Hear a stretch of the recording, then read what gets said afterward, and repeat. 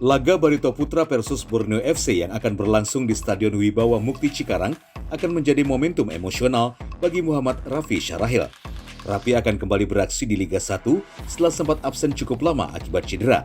Ia mendapat garansi untuk turun sejak menit awal sebagai imbas dari rotasi yang dijalankan pelatih Jajang Nurjaman. Kehadiran pemuda binaan asal Barito Putra itu akan menambah keseimbangan Laskar Antasari di lini tengah.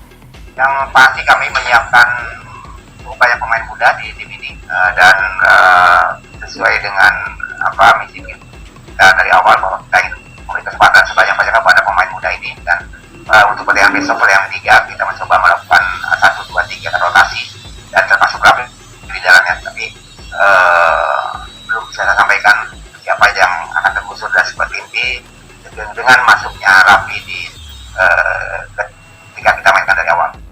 Kesempatan tampil sejak peluit sepak bola tentu akan dimanfaatkan Rafi dengan sebaik mungkin. Pemuda asal Jakarta itu berkomitmen memberikan kemampuan terbaik demi meraih 3 poin dan menghadirkan kebanggaan untuk Banua. Kami mempunyai motivasi yang 120% lebih dari 100, pokoknya kita harus bisa mendapatkan poin saja. Sebagai pemain asli binaan akademi, Rafi menunjukkan perkembangan positif sejak dipromosikan ke tim senior pada tahun 2018 lalu. Kepiawaiannya dalam mengatur ritme permainan akan menjadi komposisi ideal menemani Bayu Pradana di lini sentral. Bakat besar yang ia tunjukkan sempat membuat pelatih Timnas Indonesia U22 Indra Syafri kepincut. Bersama Timnas Indonesia U22, Rafi berhasil mempersembahkan gelar juara pada tahun 2019. Kini, bersama Barito Putra Senior, Rafi siap menunjukkan kualitasnya sekaligus menyelamatkan Barito Putra dari ancaman degradasi.